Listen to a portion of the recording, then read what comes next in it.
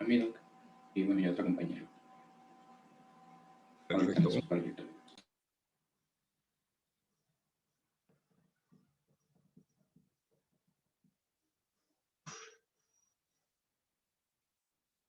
Ahí las ven. Sí.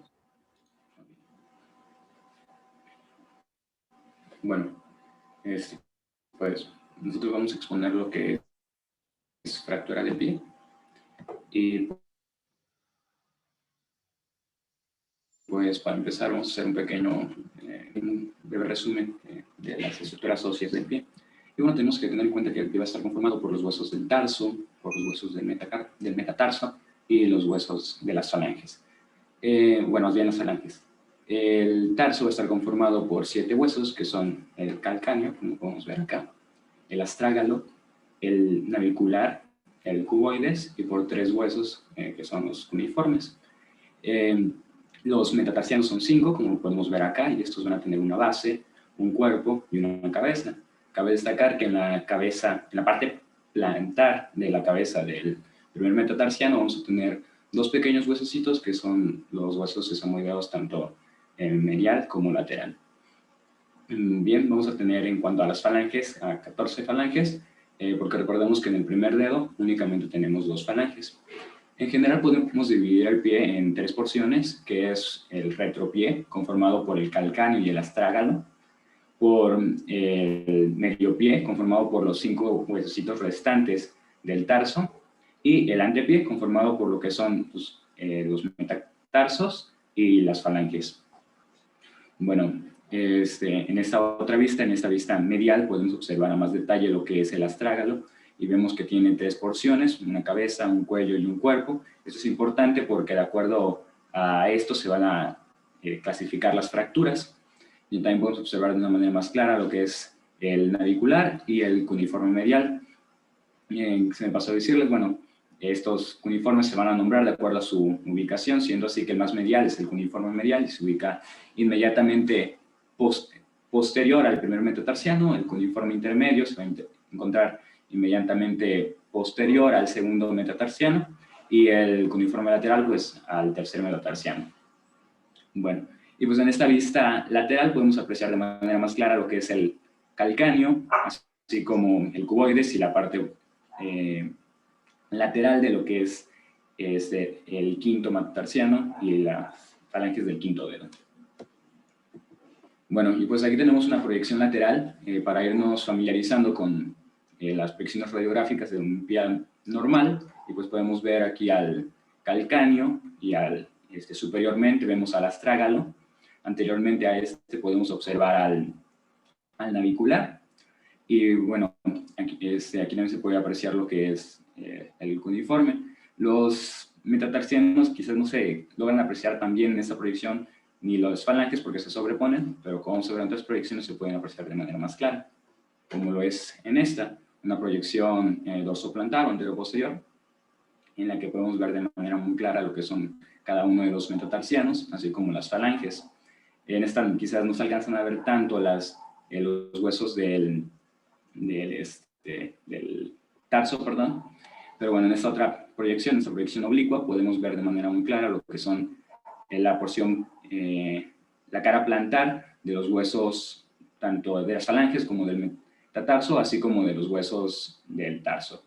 Aquí tenemos a los 3 cuneiformes, el cuneiforme medial, intermedio y lateral, al navicular y a lo que es el calcáneo. Y bueno, por aquí tenemos a lo que es el cuboides. Bien, y bueno, y tenemos también esta otra proyección, esta otra radiografía, perdón, una proyección igual dorsoplantar de la porción del antepié. Y pues bueno, podemos ver de manera muy clara lo que son los metatarsos como las falanges, y también podemos apreciar lo que son los huesos, algunos huesos del tarso, como lo es aquí el cuneiforme, perdón. Sí, el cuneiforme. Y bueno, aquí por ejemplo tenemos al cuboides. Y bueno, y también se pueden apreciar algunas articulaciones entre todos estos huesos. Y bien, ya entrando un poquito más en materia de lo que son las fracturas, vamos a empezar con lo que es el astrágalo. Y bueno, hay que tener en cuenta que el astrágalo, como ya les decía en un inicio, tiene tres porciones, lo que es una cabeza, un cuello y un cuerpo, y eso es importante porque de acuerdo a eso se van a dividir también las fracturas. En general, más de la mitad de este hueso va a estar recubierto por cartílago articular, como se puede ver acá, y esto es porque se va a articular con distintos huesos, tanto de la pierna como del pie. Entre ellos encontramos la tibia, el peroné, el calcáneo y el navicular. En este hueso no existen inserciones tendinosas o musculares y por todo eso el aporte vascular a dicho hueso es precario. Entonces esto es importante porque este aporte vascular va a verse comprometido en fracturas o luxaciones. Y bueno, Además, a ver, espérame un poquito antes, regrésalo. Sí es importante la circulación porque es muy fácil que con una fractura necrose. Tenemos que cuidarla muchísimo y ver que esté en su lugar y a veces se hacen cirugías para crear un poquito de vascularidad. Pero el pronóstico es muy sombrío, ya lo vamos a ver ahorita cuando se toca el cuello. Y una aclaración anatómica interesante. Fíjense en la imagen de los dibujos de abajo, el de la derecha, la visión inferior, cómo se ven dos zonas. La zona anterior, la que está más pegada al cuello, tiene una carilla articular pequeña. ¿Y ven mi mouse? No. Voy a moverlo. Lo estoy moviendo, ¿no se ve? No, tendría que dibujar. Y aquí debe ver. Bueno. Esta carilla articular. Entonces.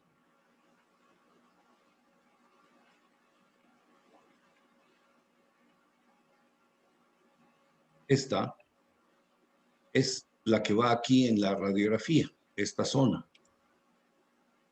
Y esta de aquí atrás, la carilla articular del astrágalo posterior, toda esta. Si se ven, se dan cuenta, es más o menos un plato excavado o una zona cóncava. ¿Por qué es importante? Porque ahí se lleva a cabo el movimiento de inversión y eversión del pie. Hacer el movimiento hacia afuera o hacia adentro. En el tobillo nada más tiene derecho, posibilidad de moverse en sentido plantar y dorsal. El movimiento de flexo-extensión se hace principalmente en el tobillo. Y el movimiento de eversión y de inversión se hace en la subastragalina o la articulación astragalo-calcánea. Por eso tiene dos carillas, para que permita una el deslizamiento y otro sirve como de pivote. Y en medio hay un surco que le llaman el seno del tarso, que aquí en la radiografía se ve un hoyito. Que es esta zona más o menos aquí en este dibujo y sería este cuadro que estoy marcando aquí. Este seno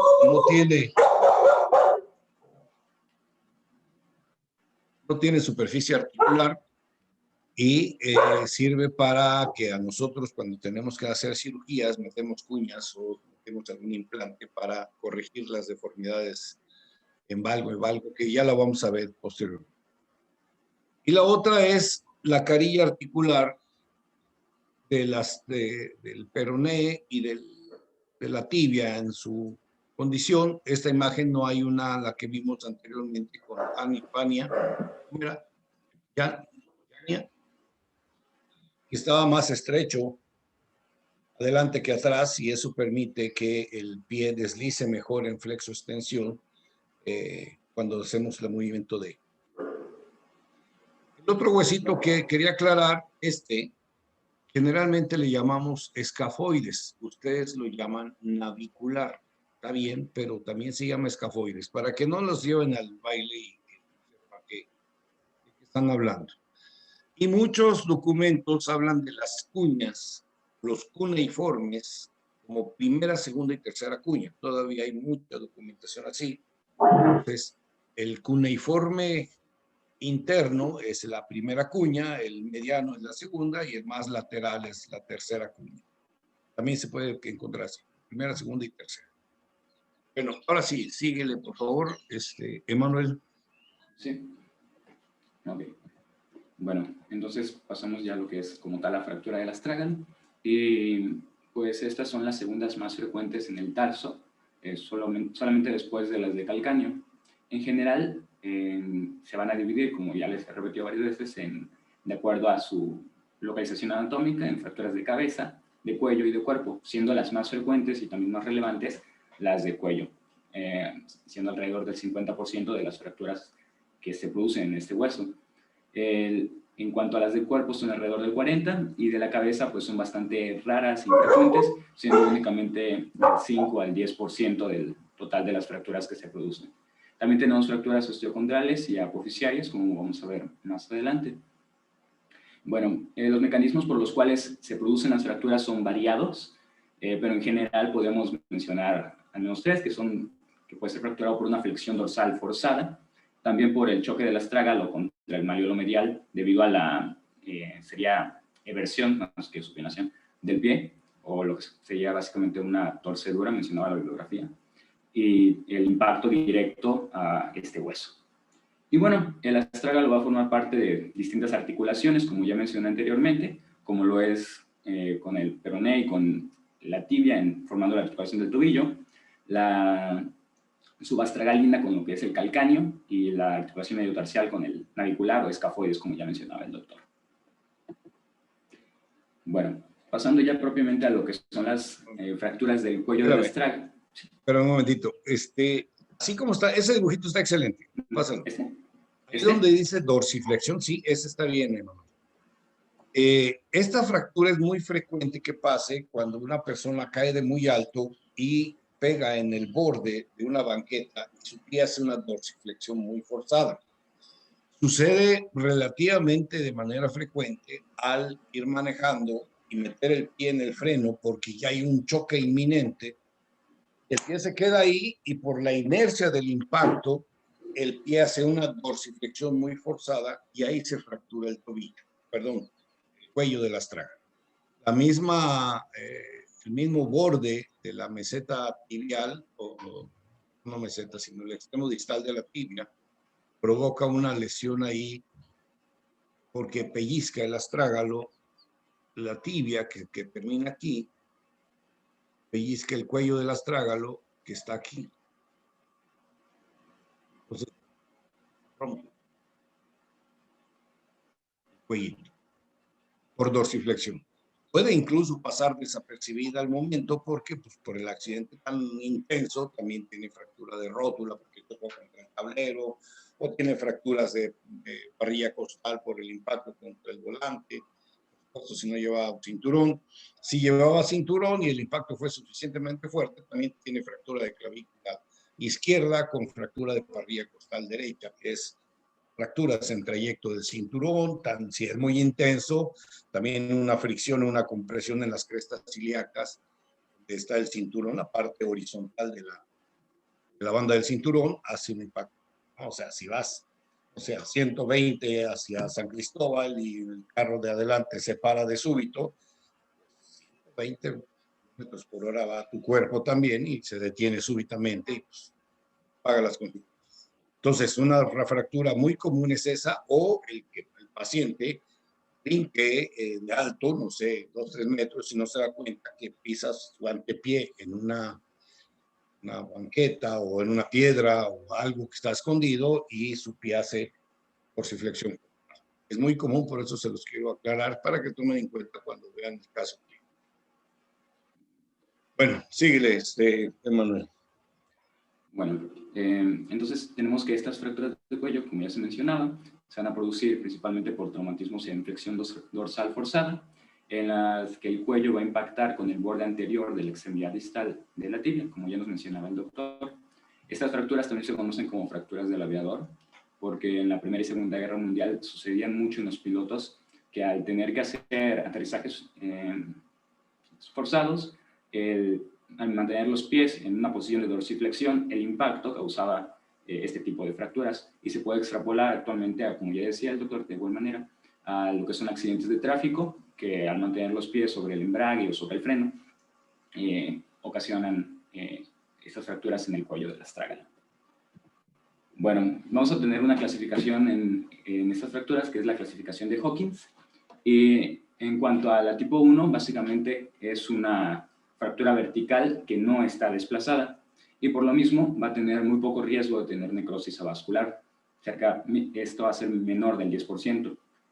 Ahora bien, en la tipo 2 ya va a ser una fractura desplazada, y de igual manera es una fractura vertical que ya va a estar desplazada, pero esta tiene una subluxación o luxación de la articulación subastragalina, como se puede apreciar en esta imagen.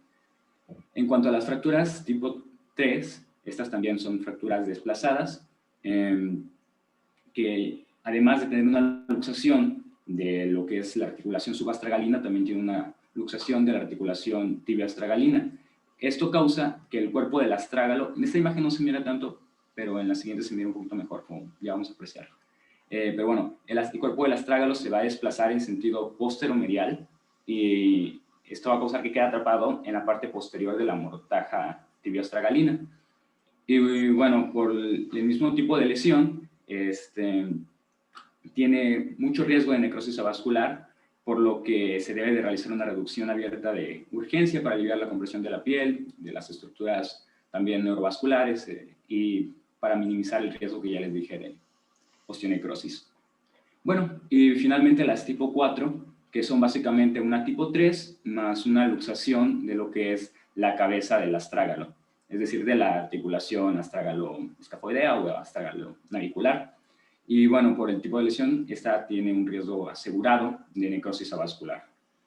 Generalmente son secundarias traumatismos de alta intensidad y por lo mismo son generalmente abiertas y con frecuencia también se presentan junto a otras fracturas, como puede ser la de calcáneo. Bien, en estas imágenes se ve un poquito más claro lo que son cada uno de los tipos. Vemos como en la tipo 1 es una fractura, como ya vemos, no desplazada y de igual manera vertical. En la tipo 2 vemos como la fractura ya está desplazada con una luxación de la articulación subastragalina. En cuanto a la tipo 3, aquí está lo que les mencionaba hace ratito. Vemos cómo está luxado tanto de la articulación subastragalina como de la articulación tibioastragalina, y por lo mismo el cuerpo del astrágalo se va a desplazar posterior-medialmente, quedando en la parte posterior de la mortaja tibioastragalina. Y bueno, finalmente tenemos la tipo 4, que como ya les dije, es básicamente la tipo 3, pero también hay luxación de lo que es la cabeza del astrágalo. Y bueno, en esta imagen ya tenemos algunas proyecciones radiográficas de los primeros 3 tipos de este tipo de fracturas, teniendo que la tipo 1, como vemos acá, la fractura que no está desplazada, y pues de igual manera es una fractura vertical. En la tipo 2, yo al menos entiendo que sería esta la fractura, al menos aquí la veo, y bueno, vemos como y la fractura, ¿verdad? Y la tipo 3 realmente me costó entenderla y no estoy seguro bien de esta proyección porque realmente no la entiendo del todo a esta imagen, a esta última. Y se dan cuenta, este es el escafoides o navicular, y yo creo que esto está sobrepuesto, es el astrágalo que está completamente luxado, está de fuera de la articulación. Y me parece que, déjenme borrar esto. El calcáneo también está fracturado. Aquí y acá. Entonces, si es una fractura, pues tal vez porque caída de altura, porque está luxado completamente el astrágalo. Yo tengo un caso personal de una niña de 16 años. Ahí debería estar el astrágalo. Una niña de 16 años tuvo una fractura de luxación al chocar su mamá contra se salió de la carretera, yo creo que se durmió, y chocó contra un bulto de tierra, ¿cómo se dice? Un talud. Iba bastante rapidito y la niña iba dormida, pero su pie quedó atrapada abajo del asiento donde iba, del copiloto. Entonces, el mecanismo de flexión forzada que hizo el pie, ¿sí me ven? ¿Sí ven mi imagen? No, ¿verdad? El pie quedó hacia abajo, hizo una hiperflexión y aducción forzada, se desgarró la piel, o sea, fue una fractura, luxación expuesta del astrágalo, y llegó literalmente con un pellejito agarrando un pedazo de cápsula articular, agarrando la cápsula, el astrágalo, pero ya de fuera, ¿no? Todo expuesto. Y los quería yo encontrar ahorita, pero sí es un caso ya de hace varios años. En cuanto yo lo encuentre, se lo voy a mandar. Y casi lo que hicimos es retirarlo. Además, estaba todo cochino, todo lleno de tierra y pasto. Porque la tuvieron que sacar rápidamente los otros automovilistas que vieron el incidente porque se estaba quemando la camioneta. Que a fin de cuentas se quemó, se quedó así el puro cascarón, como en las películas. Quieren esconder sus restos, pues ahí sí se acabó la camioneta completa. Una Suburban, por cierto, una camioneta bien grande. Bueno, entonces ahí la pérdida es terrible porque pues no hay mucho que hacer. Yo la mandé incluso a México para que un amigo médico que se dedica a hacer prótesis a la medida, le intentara hacer una prótesis de tobillo especial que sustituyera el astrágalo, pero no, nunca funcionó. Terminó con artrodesis tibiocalcánea y con un acortamiento como de 2 centímetros. Bueno, ese es chisme, ya se los voy a contar, se los voy a mandar completo el caso. Bueno, ¿qué más, Emanuel? Y bueno, ya para ir finalizando con las fracturas del cuello y del astrágalo, tenemos algunas proyecciones. Acá vamos a ver una fractura. Y bueno, igual en esta, la imagen de la derecha, mencionaba de donde saqué que era es de un ciclista que al tener un accidente se intentó detener con el pie, pues una flexión dorsal forzada y pues ocasionó una fractura del cuello del astrágalo, Hawkins 2, como vemos acá. Bueno, aquí tenemos algunas otras proyecciones, perdón, radiografías. Y bueno, aquí tenemos otra fractura igual del cuello del astrágalo. ¿Qué tipo de tornillo es ese, Emanuel? No sé, ¿no? Fíjate, está liso aquí. Todo está liso. El esponjoso. Está la fractura. No. ¿Perdón? ¿Es el esponjoso? Exacto, es tornillo de esponjosa o tornillo esponjoso. Y de aquí para acá está la rosca. ¿Lo ven? Es un tornillo de esponjosa. Hay tornillos especiales para fracturas de calcáneo, de astrágalo, pero este tornillo hace las funciones. Y quedó muy bien y parece que consolidó muy bien. Casi es una tipo 1, no hay luxaciones, no hay desplazamientos. La cirugía es inmediatamente después porque todavía veo la trama de las, ¿cómo se llama estas? De las gasas, que son radiopacas, por si se olvida una dentro del cuerpo del paciente, se deslocaliza rápidamente. Bueno, entonces, es un buen procedimiento, una reducción al 100%. Bueno, ¿qué más? Bien, y bueno, aquí tenemos finalmente otra fractura que igual fue tratada y se logró pues la reducción. Y, fíjense, aquí tiene un clavo, este clavotote, un clavo de Steinmann, es como un Kirchner, pero más grueso, que está atravesando el calcáneo y agarra el cuerpo del astrágalo para que esto no se mueva. Y tiene su placa especial, son placas de diferente PRS, con una formación especial para las fracturas de astrágalo. Son cirugías pequeñitas, los tornillos son chiquitos, son delgaditos, pequeños.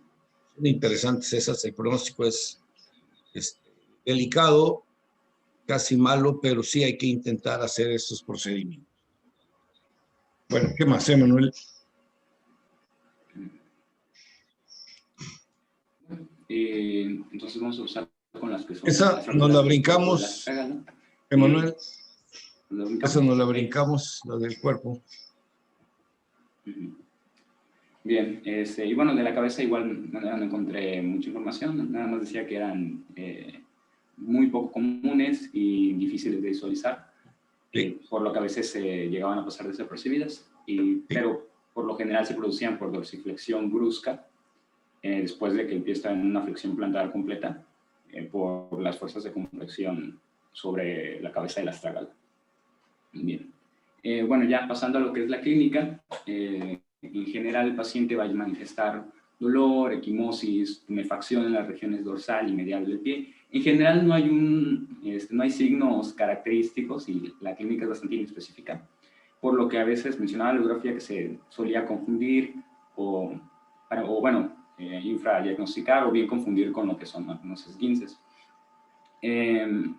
Y bueno, nos va a hacer de mucha ayuda lo que es la radiografía oblicua y también las tomografías computarizadas para conocer el alcance de la lesión.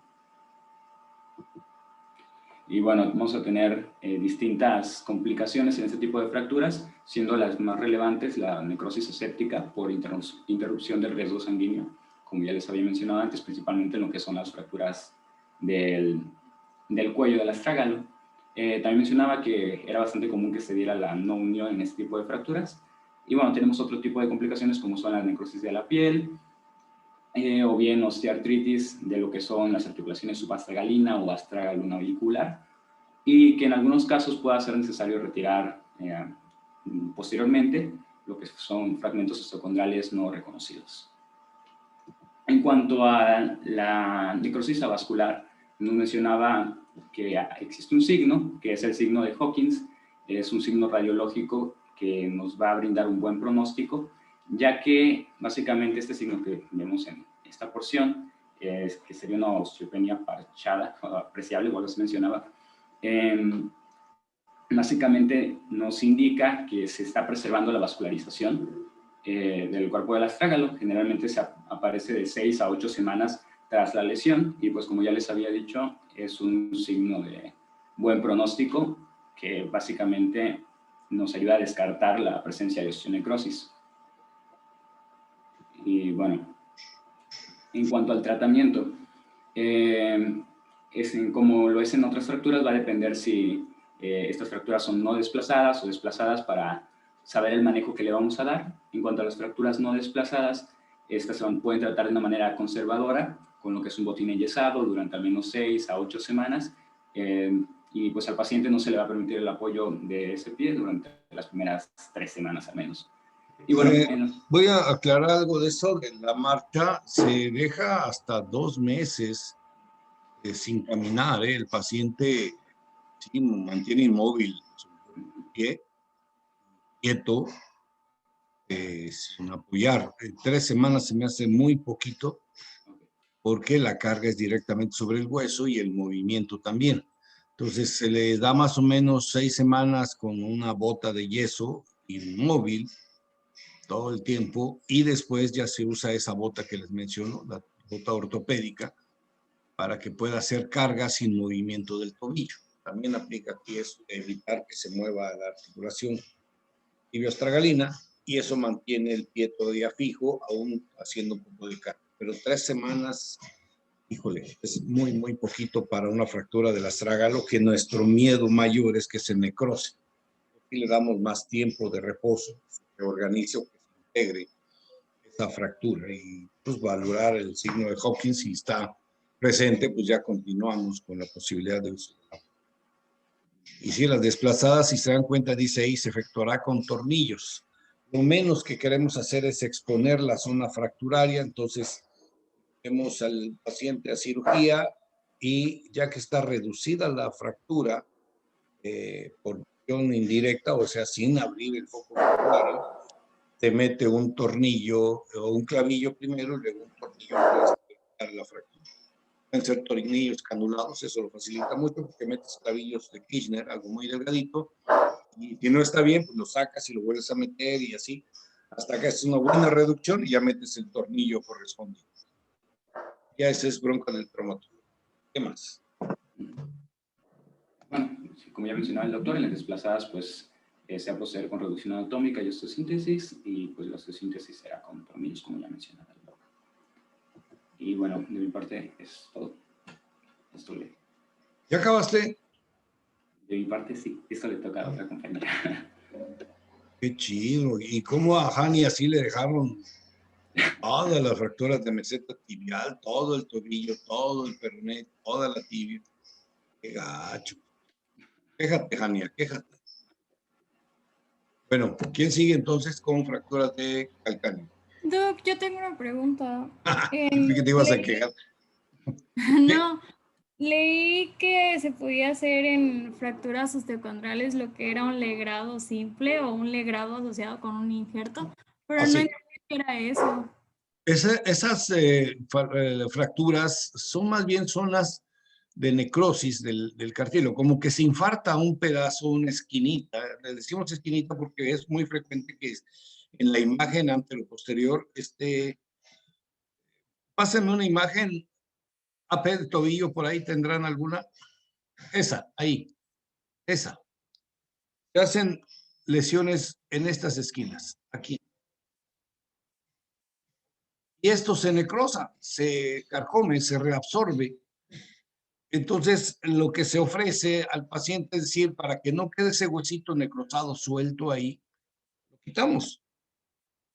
Ahora ya se hace por artroscopía, pero generalmente se hace un legrado. Se quita esa zona necrótica, se raspa el huesito ahí y vuelve a formar o a rellenarse con algún poquito de cartílago de otro lado.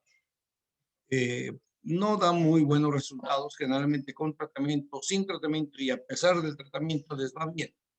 Pero no son fracturas traumáticas específicas, sino más bien son zonas de necrosis en esa área. Por eso se legra, se hace un raspadito para quitar la zona necrótica y poner hueso nuevo.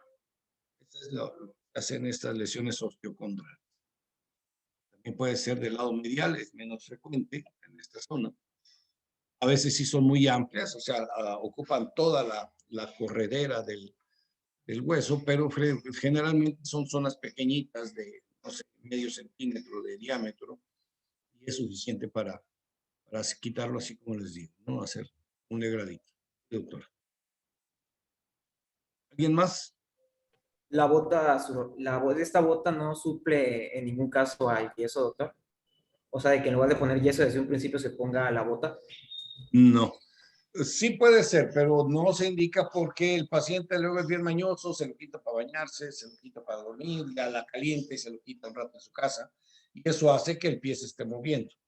Entonces, la bota enyesada o de fibra de vidrio para que sea un poco menos pesada, más fresca, y si se moja no le pase nada, pues es mejor, ¿no? Se le pone una venda, una bota de fibra de vidrio y ya se queda contento el paciente, bueno, no tan contento, pero inmovilizado fuertemente hasta que cumpla más o menos al mes y medio, y ya se le pone la bota ortopédica para que vaya rehabilitando.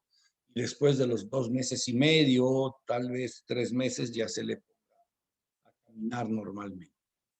Muchas veces en este periodo de recuperación, el paciente va sintiendo confianza y después de tener 3 semanas la bota ortopédica empieza a caminar sin la bota. Hay muchos pacientes que son desobedientes a la indicación médica y es frecuente que hagan eso. Y lo peor, no te dicen, ¿no? Y tú dices, ¿por qué te desplazó si estaba bien?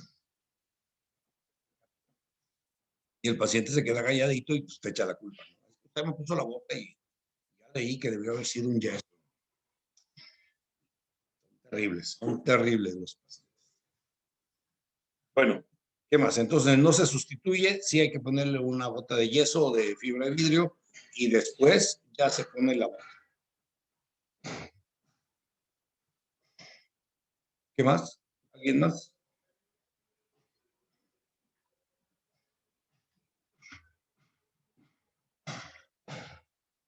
No, bueno, ya me quedé solito. Ya pinté solo. Sí, se escucha, Ah, ok. pero Bueno. un poquito bajito. ¿Se escucha bajito?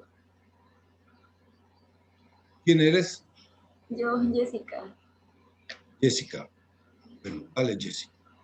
Bueno, ahora vamos a hablar de las fracturas de calcáneo, que van a ser las más importantes de todo el tarso y que en su mayoría van a estar conjuntas con fracturas, en el 10% van a estar con fracturas agregadas también de la columna vertebral y por lo regular también van a tener lesiones del mismo miembro en un 30%, por lo cual muchas veces no se presentan solas. Además de que son muy discapacitantes para el paciente porque pues no permite realizar la mecánica de la marcha de manera adecuada. Entonces, pues así.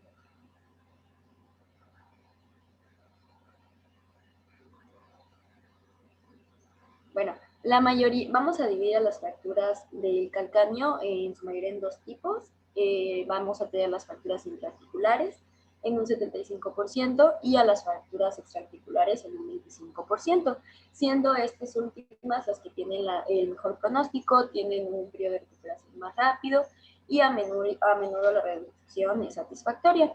Y siendo las intraarticulares las más complicadas y las que dan más discapacidad para el paciente y pues alteran los mecanismos funcionales del tarso, afectando no solamente como tal al hueso en específico, sino también a la articulación subascaralina y también a la calcáneo cuboidal. ¿Y cómo va a ser la mecánica de la fractura del calcáneo? Pues al ser un hueso en su mayoría esponjoso, puede necesitar al fin de todo el injerto de hueso porque va a sufrir como un aplastamiento y pues eso va a cortar el miembro y pues nos va a producir todavía más daño. Y la mecánica de es por una fuerza axial que viene desde el astrágalo y que impacta con el calcáneo, entonces produce una línea primaria de fractura. Ahorita lo vamos a revisar. Pero la fractura de se da por un golpe de talón causado por una mayor o menor fuerza, dependiendo de cómo sea y con el paciente que estemos tratando. Si estas fracturas son muy comunes en pacientes varones jóvenes que realizan alguna actividad física o simplemente puede ser cualquier persona que tiene una caída superior a 1 metro, puede ser menor, y pues cae de talón y esto es lo que provoca la fractura y el hundimiento del hueso. Y Esta fractura también le llaman del paracaidista. Es una fractura al caer, venir con su paracaídas. Era esto frecuente también en el inicio de los inventos del paracaídas, que pues recibían el impacto muy intenso a la hora de chocar con la tierra. El paracaídas era muy, digamos, sencillo, no amortiguaba adecuadamente la caída o el impacto del paciente, la persona que lo usaba, y era frecuente que se fracturaran el calcáneo, a veces fracturas hasta de fémur, por una caída en mala posición. Entonces, caídas de altura simple, de, ¿qué será? 2 metros, ¿cuánto mide una losa? 2,5 metros, ya el impacto es suficientemente fuerte para provocar una lesión de este tipo. La causa más común de fracturas del calcáneo. ¿Qué más, Jessie? La siguiente. Y bueno, para ver el mecanismo de cómo se forman estas fracturas, tenemos que decir que la fuerza que viene impactada desde la caída viene del astrágalo, estas impactan con el calcáneo y produce la línea de fractura inicial que se va a producir desde la subastralina posterior. Esta va a dividir al calcáneo, en dos partes. Una parte posterolateral, que va a ser la parte de las velocidades, y una parte anteromedial, que va a ser la parte supraclavicular. A partir de estas dos divisiones que va a adquirir el calcáneo, también se van a poder formar otras divisiones y pues la fractura se complica todavía más, siendo las más complicadas las que involucren las articulaciones y las que tienen menores complicaciones y mejor pronóstico, las que sean articulares. Y bueno, aquí vemos que también no solamente se puede dividir en 2 fragmentos, también se puede dividir en 3 o en 4. Ya esto depende de cómo sea la fuerza del impacto y pues la calidad del hueso, del paciente, del tipo de caída que tenga. Y bueno, Para evaluar y para tener un diagnóstico adecuado de las fracturas del calcáneo necesitamos apoyo de la radiografía, especialmente de una radiografía lateral del pie y como tal de la articulación del tobillo, para ver si hay una asociación de esta fractura junto con otras o también con luxaciones. Entonces, desde el punto de vista radiológico, tenemos que buscar tres cosas, que es lo que igual había mencionado el doctor ayer, el ángulo de Bugler. En este caso, hay una pérdida de este ángulo cuando tenemos una fractura del calcáneo. El ángulo de Bugler se va a formar por la unión entre dos líneas, que una de ellas va a cruzar la tuberosidad posterior del calcáneo y va a llegar hasta la faceta articular del calcáneo estragalino posterior. Y la otra línea que se va a entrecruzar va a partir de este último punto hacia el extremo calcáneo anterosuperior. Son esas dos líneas que se ven ahí. La primera es que no tengo cómo señalarla.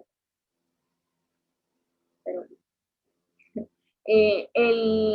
la angulación de ese entrecruzamiento va a ser, dependiendo, busqué en varios artículos así, pero dice que del 25 a 40 grados va a ser lo normal, y una disminución o que este ángulo desaparezca, como está en la parte inferior, nos indica que hay una fractura. Esto se debe a la elevación de la tuberosidad posterior del calcáneo o a un aplastamiento de la parte de acá, de la parte esponjosa como tal del calcáneo. Entonces, pues se pierde esta angulación y nos indica el diagnóstico totalmente de una fractura del calcáneo. Y también tenemos un ensachamiento o rotura del cuerpo en una vista axial. Esto igual es característico. Al aplastarse, pues se va a ensanchar como tal el calcáneo y va a provocar un ensanchamiento del talón. Y pues la separación en pico de la parte posterior del hueso. Eso igual lo vamos a ver en las fotografías más adelante. Igual nos habla del ángulo crucial o crítico. Dale al anterior. Y al anterior. Ahí. Aparte de que vemos el ángulo de Bugler, que es donde está la letra B, también tenemos otro ángulo que también nos ayuda para evaluar en las radiografías, en las predicciones, si hay una fractura como tal del calcáneo, y este es el ángulo crítico, crucial o crítico, que por lo regular es de 95 a 105 grados, y una disminución de este ángulo igual nos indica que hay una fractura por compresión. Entonces, este va de una línea que va paralela a la superficie del tálamo, del calcáneo, y una línea paralela a la superficie articular media anterior del calcáneo. Es el que vemos aquí abajo. Si hay una disminución de este ángulo, igual nos indica que hay una fractura del calcáneo. Pero por lo regular, la mayoría de las fotografías manejan como principal dato el ángulo de movimiento.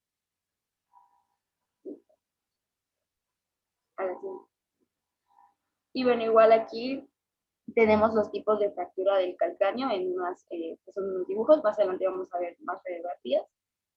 Aquí el primero nos muestra una abulsión del segmento posterior del tendón de Aquiles. Tenemos también una fractura de la apófisis menor del calcáneo, y también tenemos una fractura por estallamiento por compresión, y aquí hay una pérdida de altura.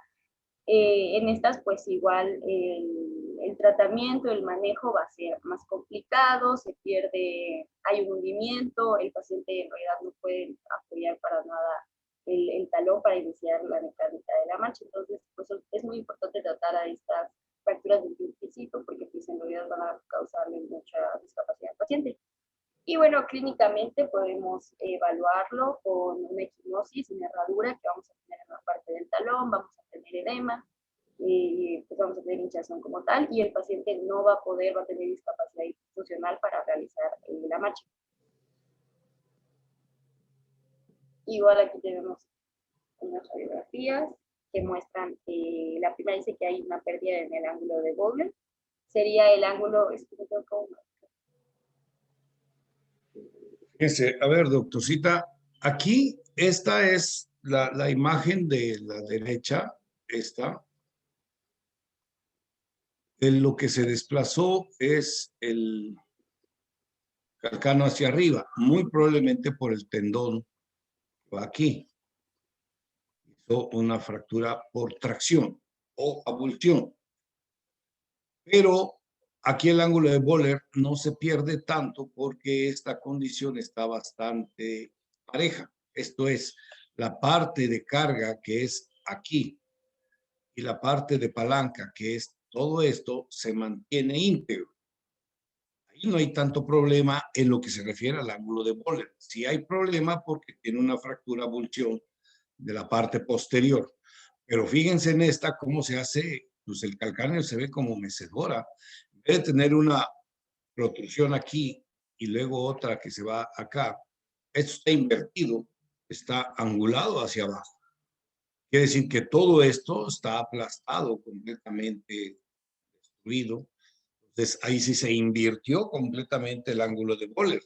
En vez de tener una angulación de 30 a 45 grados hacia posterior, pues se hace invertida por la deformidad tan severa. Entonces esto es muy notorio, muy aparatoso.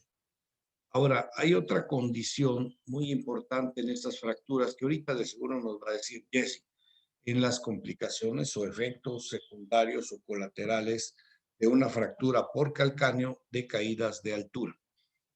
Más común. ¿Saben dónde puede suceder? En las lesiones por el triqui. No sé si ustedes alguna vez jugaron con los triquis de las fiestas, la pólvora que no se quemaba del triqui, se acumulaba sobre una piedrita o sobre el pavimento, y se le pone una piedra encima, pones tu talón sobre la piedra y le pegas con el otro talón y la fricción hace estallar la pólvora, entonces explota en tu talón. Eso si es un talón, perdón, si es una pólvora suficientemente voluminosa, te puede generar una fractura de este tipo, ¿no? Te hace pedazos calcáneo. Yo tuve un caso, yo lo hice alguna vez, pero no con tanta pólvora, sí lo hacíamos un triqui, se oía el estallido y no te pasaba nada. Pero uno, siempre hay uno más vivo en el equipo. Un muchacho hizo lo mismo, pero en vez de un triqui puso como 5. A la hora del estallido, pues el impacto de la piedra al estar empujada por la pólvora incendiada, le quebró el calcáneo en una broma de esas, ¿no? Es una por explosión. Y se le hizo muchos pedazos la parte, la tuberosidad posterior del calcáneo. Entonces eso hay que evaluarlo, pero las fracturas del calcáneo, más cuando son muy severas por caídas de altura, se acompañan de otra fractura que Jesse nos va a platicar al ratito. Una fractura que nada que ver con el calcáneo, no es fractura del astrágalo, no es fractura de los metatarsos, ni siquiera de la tibia. Ya Jesse nos va a decir dónde se fractura, dónde sucede una fractura por caída de altura cuando hay fractura de calcáneo. Que es tan frecuente que cuando es un paciente con fractura de calcáneo, tienes que ir a buscar radiográficamente la posibilidad de la otra fractura. ¿Verdad, Jessy? ¿O no nos vas a decir? Te quedas, ups. Pues solo encontré que en un 10% iban a estar asociadas con fracturas del raquis y en el 30% con fracturas del miembro. Fíjense, fracturas del raquis. ¿Qué tan raquis? ¿Qué parte del raquis? ¿Todo el raquis? No investigaste. No, es que no encontré, solo me... ¿Y qué creen? Hay 2 preguntas en el examen hablando de eso. Y que ahí lo investigan. Ya me tengo que ir, ya son las 9. ¿Tienen clase ahorita? Bueno, casi para las 9. Podríamos terminar, Doc, porque pues ya es viernes y ya es el pues examen. Sí. Ahí está, ¿verdad? Ahora sí nos apuremos, ahora sí tengo prisa, ahora sí no quiero quedarme sin clase. Y yo le estuve ofreciendo clase en otras horas y otros días y no, me mandaron al cuerno. No, es que ¿saben qué? No puedo ahorita porque tengo pacientes desde las 9:30. Ayer operamos antier. Le hice una liberación retinacular a una artroscopía. Esto es cortar un ligamento para patelar y se hinchó la rodilla a estar muy adolorida. Le tengo que hacer una punción y la cité muy temprano ahora. Pero nos podemos ver en la tarde, tarde-noche, en la noche, mañana después de clase, a la hora que quieran para terminar. Ya ustedes me dicen, ¿no? Sí, doctor. Porque sí, faltan algunas cosas, tanto del calcáneo como del antepié. Ya falta como una hora, pero ahorita sí, me disculpan, no puedo quedar. ¿Sale? Nos vemos mañana a los que les toque el taller y si quieren la plática también lo vemos, no sé, jefa, tú me dices, hoy, mañana, Pues el podría ser domingo, hoy en la tarde, doctor. y en la tarde, para Ujú. me cuentan. ¿Cómo a qué hora sería? ¿No tengo clínica con ustedes o algo? Que ¿No? ya es un poquito tarde por los que viajamos. ¿Cómo? No entiendo. Bueno, le aviso, Después de las doc, 6. Después de las 6. Órale, sí. vale. Ahí se pone de acuerdo, jefa, ya me dicen. Ok, Sí, doc, bueno, tengan buen gracias. día. Estudien mucho.